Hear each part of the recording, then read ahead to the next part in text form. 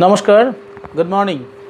Actually আমি সম্প্রতি একটা আর্টিকেল লিখেছি, how India became the fifth largest economy in the world an in-depth study. এই আর্টিকেলটা টার্কিতে মানে তুরস্কের একটা বিখ্যাত জার্নাল আছে, Socrates journal of interdisciplinary social studies, তার ভলিউম 10 নাম্বার 39 এখানে প্রকাশিত হয়েছে সম্প্রতি গত সপ্তাহে। তো আমার কিছু স্কলার বন্ধুবান্ধব তারা বলছিল যে তুই যে লেখাগুলি লিখিস সেইগুলি অধিকাংশই ইংরাজিতে। তো ইংরাজিতে লেখার ফলে আমার বাংলা ভাষাভাষী এবং যারা ইংরাজিটা তেমনভাবে খুব সড়গড় নয় যারা ইংরাজিতে, তারা অনেকটাই তোর লেখার স্বাদ গ্রহণ করতে পারে না। তা তুই যদি ওগুলিকে অন্ততপক্ষে তর্জমা করে দিস বাংলায়, তাহলে আমরা বিশেষ করে বড় উপকৃত হই।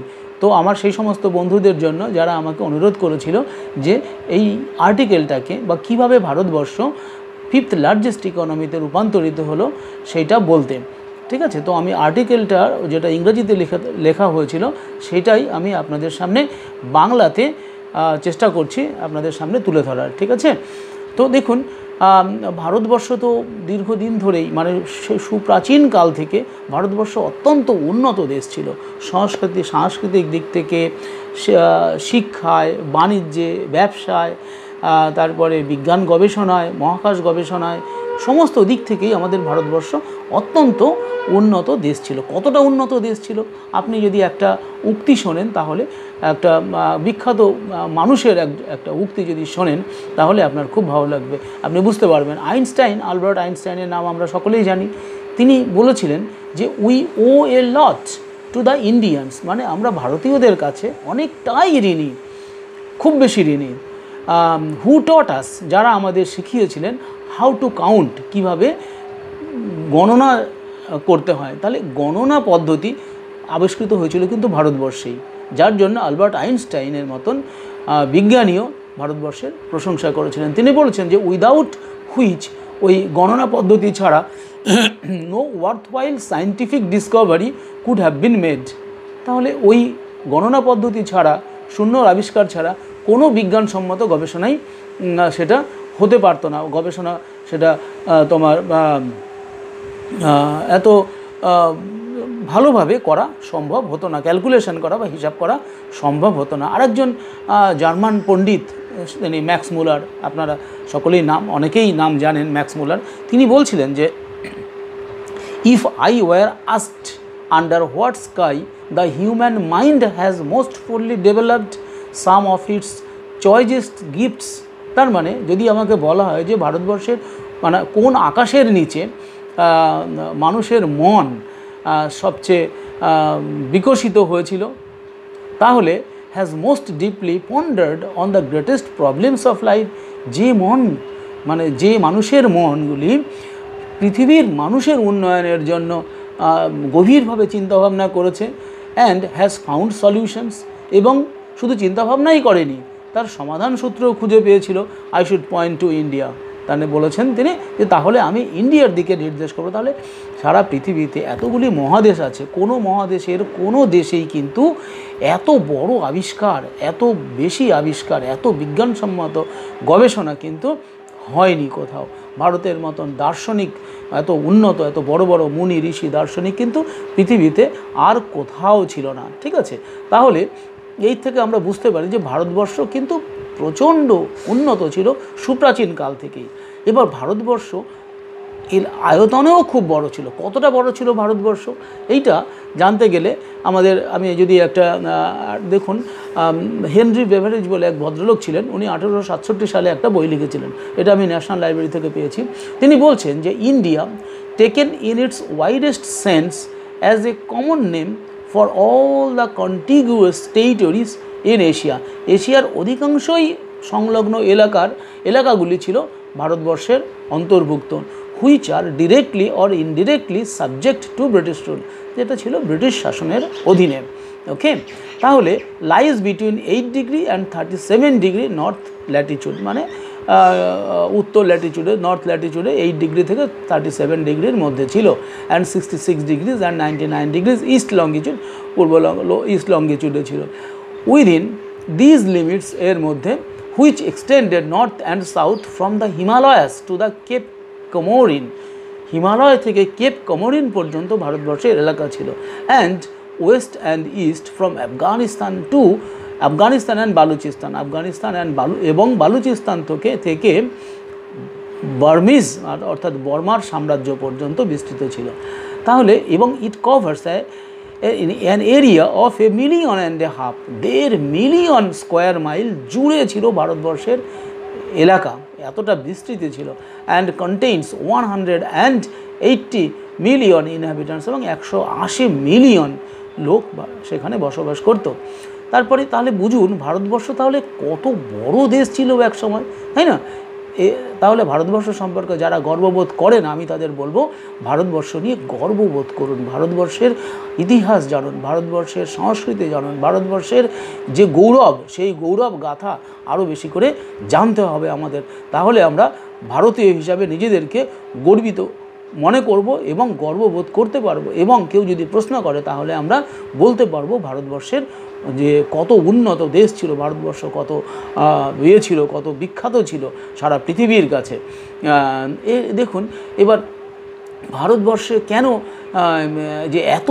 কেন বিদেশিরা এত ভারতবর্ষে এসছে, কারণ ভারতবর্ষের এবং হেনরি বেভারেজের বইটা থেকে পাওয়া যায়, ওনার বইটার নাম ছিল, আপনারা ন্যাশনাল লাইব্রেরি থেকে পেতে পারেন বা অনলাইনেও দেখতে পারেন, এ comprehensive history of India, civil, military and social from the first landing of English, volume 1। এই বইটাতে হেনরি বেভারেজ লিখছেন যে ইট মাস্ট বি অ্যাডমিটেড, অবশ্যই স্বীকার করতে হবে, as a mineral country, Bharatvarsha খনিজ সম্পদের দেশ হিসাবে India has not yet proved it's little title to A prominent place. এর শিরোনাম মানে খুব বিখ্যাত এখনও হয়ে ওঠেনি, মানে সঠিক জায়গায় পায়নি এখনও।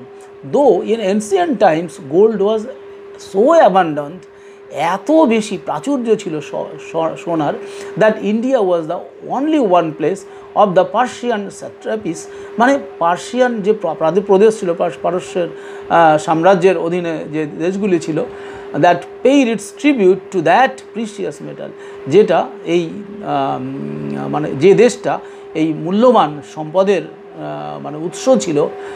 ইট has now only in a few washings, অনেকটাই প্রায় ধ্বংস হয়ে গেছে, which are by no means productive, যেগুলি খুব বেশি আর উৎপাদনশীল নেই।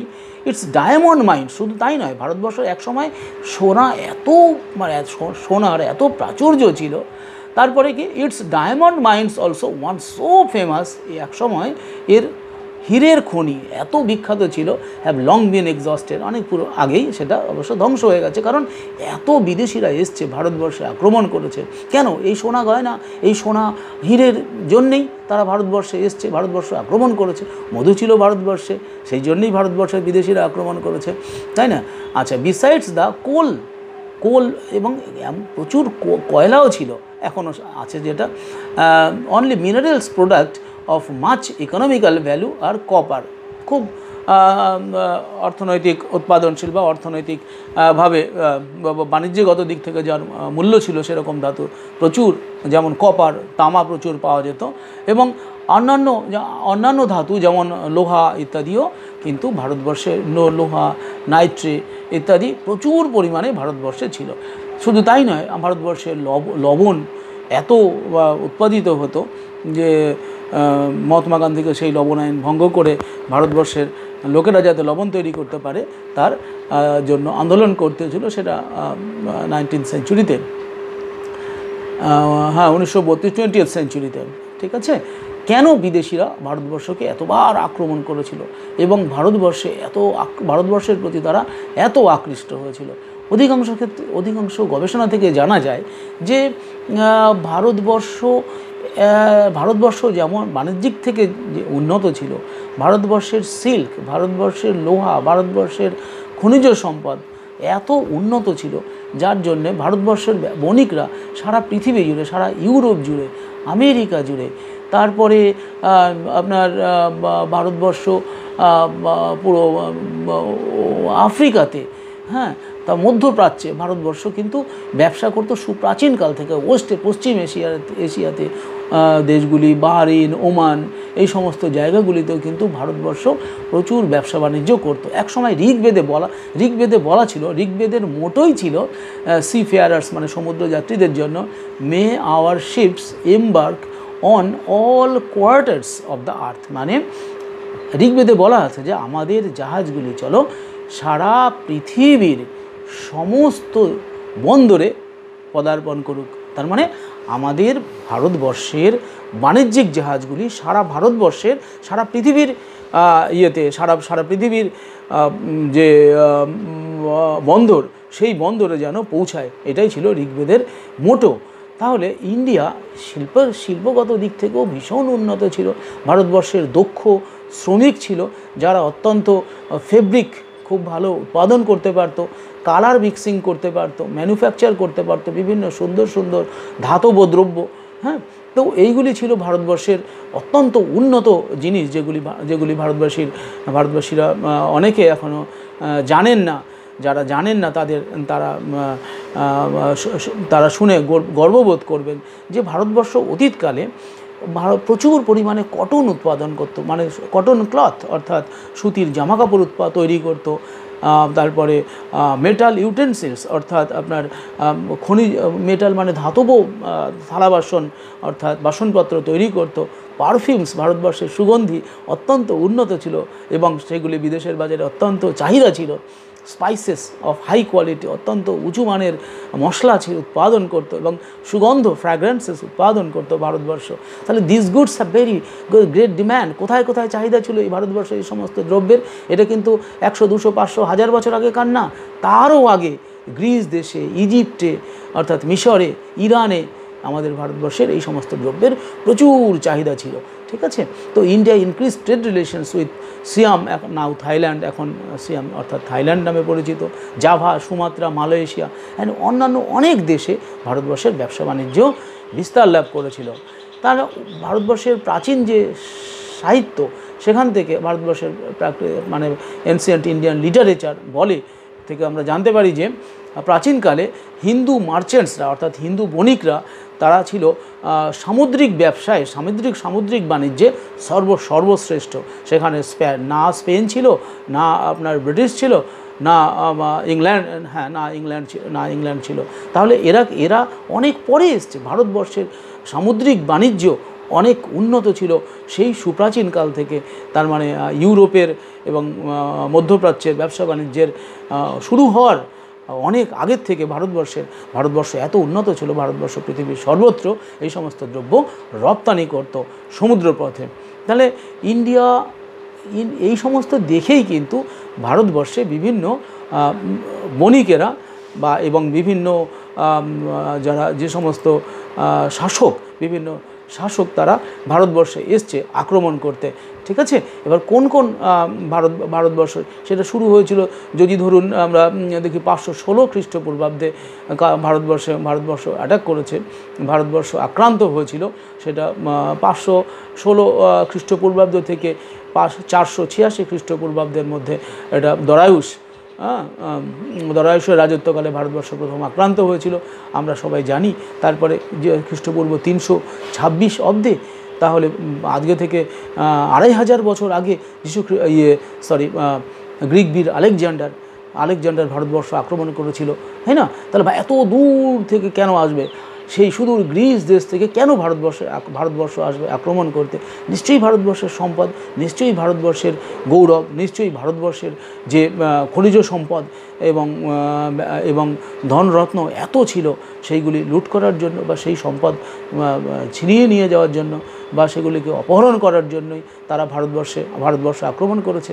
তাহলে ভারতবর্ষ নিশ্চয়ই সেই সমস্ত দেশ যারা আক্রমণ করেছে তাদের চেয়ে অত্যন্ত উন্নত ছিল। কোন দিক থেকে উন্নত ছিল? ব্যবসা বাণিজ্যে উন্নত ছিল, ধনসম্পদে উন্নত ছিল, সাংস্কৃতিক দিক থেকে উন্নত ছিল, আমার স্পিরিচুয়াল আধ্যাত্মিক দিক থেকে। সেই জন্যই ভারতবর্ষকে কিন্তু বিদেশিরা একের পর এক এসে আক্রমণ করেছে। ভারতবর্ষ শুধু গ্রিকরাই আক্রমণ করেনি। 305 খ্রিস্টাব্দে আবার সেলুকাস মানে গ্রিক আলেকজান্ডারের দূত সেলুকাস, তিনিও আক্রমণ করেছিল বেশ কিছু পরে। 326 খ্রিস্টপূর্বাব্দে আক্রমণ করেছিল আলেকজান্ডার। তারপরে 305 খ্রিস্টপূর্বাব্দে আসলেন আবার সেলুকাস, ভারতবর্ষ আক্রমণ করলেন তিনি। তারপরে আমরা দেখি 130 খ্রিস্টপূর্বাব্দে ব্যাকট্রিয়া এগুলি শকরা ভারতবর্ষ আক্রমণ করেছিল। শক ছিল অ্যাকচুয়ালি নোম্যাডিক ট্রাইবস, ইরানের এক ধরনের উপজাতি ছিল, এরা আক্রমণ করেছিল। দেখুন, ইরান থেকে ভারতবর্ষ এসছে আক্রমণ করতে। ভারতবর্ষ কেন ভারতবর্ষকে আক্রমণ করে কী পেল? ভারতবর্ষকে আক্রমণ করে তারা ভারতবর্ষের যে সমস্ত সম্পদ ছিল সেই সমস্ত সম্পদ তারা আমাদের দেশ থেকে নিয়ে গেছে। যতটা পেরেছে তারা আমাদের দেশ থেকে আমাদের মানুষজনকে, ভারতবাসী সাধারণত ধর্মপরায়ণ ছিল। ভারতবর্ষ সবসময় সহিষ্ণু দেশ।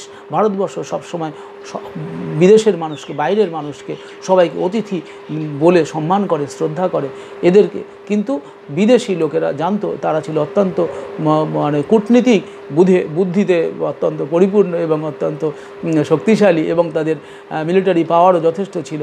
সেই জন্য তারা ভারতবর্ষকে আক্রমণ করতে পেরেছিল। তারপরে আমরা দেখি যে ভারতবর্ষে বা আরও পরবর্তীকালে ভারতবর্ষ আক্রান্ত হয়েছে। আমরা সবসময় দেখেছি এই যে মাহমুদ অফ গজনি, সেটা 1000 থেকে 1027 খ্রিস্টপূর্বাব্দের মধ্যে আক্রমণ করেছিল। 17 বার ভারতবর্ষ আক্রমণ করেছিল। ভাবা যায় এই যে Mongolian warrior Genghis Khan Bharatvarsha আক্রমণ করেছে। বহু মঙ্গোলিয়া থেকে এসে চেঙ্গিস খান ভারতবর্ষ কতবার আক্রমণ করেছে আমরা জানি, তাই না? এত তারপরে জাহিরউদ্দিন বাবর, উনি ছিলেন কাবুলের রাজা, তিনি এসে আমাদের এখানে তো মুঘল সাম্রাজ্য তৈরি করলেন, দিল্লি সুলতানের কে দখল করলেন এবং ভারতবর্ষকে তারাও অনেক বছর শাসন করলো। তারপরে তো এক এক করে আমাদের দেশে ফরেন মার্চেন্টস, আরও বিদেশি বণিকরা আসতে লাগলো। তারা তো এসে আগের যারা মঙ্গোলিয়ানরা, তুরস্কের লোকরা, তারা তো এসে ভারতবর্ষে সরাসরি আক্রমণ করেছে। হ্যাঁ, তো আর আফগানিস্তান থেকে ভারতবর্ষ আক্রমণ করেছে বারবার। বাবরও ছিলেন কাবুলের রাজা, তাহলে সেও ভারতবর্ষ আক্রমণ করেছে। ভারতবর্ষকে এইভাবে কতজনে আক্রমণ করেছে, তাই না? 1800 নাদির শাহ ভারতবর্ষ আক্রমণ করেছে 1739 সালে। আপনি দেখুন তো, ভারতবর্ষকে আক্রমণ করে জানেন উনি কী করেছেন? 30,000 দিল্লিতে 30,000 লোককে মেরেছেন এবং ভারতবর্ষে যত সম্পদ ছিল যা পেরেছেন লুণ্ঠন করে নিয়ে গেছেন। সবচেয়ে বড় হচ্ছে ভারতবর্ষের যে কোহিনূর ডায়মন্ড এবং জুয়েল স্টাডেড, অর্থাৎ মুক্ত খচিত, মানে মণিমুক্ত খচিত যে পিকক থ্রোন, অর্থাৎ ময়ূর সিংহাসন ছিল শাহজাহানের, সেটা পর্যন্ত নিয়ে গেছে। এটা করেছিল নাদির শাহ। তাহলে এটা ভারতবর্ষকে এরকমভাবে ক্ষতিগ্রস্ত করেছে। তারপরে আস্তে আস্তে ইউরোপিয়ান মার্চেন্টরা তারা বললো যে না, আমরা সরাসরি গিয়ে লুট করব না, সরাসরি গিয়ে লুণ্ঠন না করে লোকজন মেরে কেটে সরাসরি গিয়ে করবো না, সেটা না করে আমরা কি করব? আমরা এক এক করে বাণিজ্য করতে যাব। ব্যবসা বাণিজ্যের নাম করে আমরা আস্তে আস্তে ওই ভারতবর্ষ সমৃদ্ধ দেশের যে সম্পদ আছে সেই সম্পদটাকে আমরা ধীরে ধীরে ধীরে ধীরে করায়ত্ত করব, একটু না সম্পূর্ণটা, এবং সেটাকে তার উপরে রাজত্ব করব। এই উদ্দেশ্য নিয়ে এক এক করে বিদেশি মার্চেন্টরা আসে। আমার পরের ভিডিওতে দেখুন কিভাবে ফরেন মার্চেন্টরা ভারতবর্ষে একের পর এক এসছে, ঠিক আছে? তারপরে এক এক করে আমি পুরো, কারণ এটা অনেক বড় আর্টিকেল, এই আর্টিকেলটাকে ধীরে ধীরে ছোটো ছোটো করে ভিডিওতে ছোটো ছোটো করে ভাগ করে করছি, ঠিক আছে? পরের আর্টিকেলটা খেয়াল করুন, পরের ভিডিওটা আপনারা দেখুন। সেখানটা আমি বলবো যে বিদেশি মার্চেন্টরা কিভাবে একের পর এক আসলো এবং তারা কি করেছে, একের পর এক কোন কোন বিদেশিরা ভারতবর্ষে এসছে, ঠিক আছে? Thank you.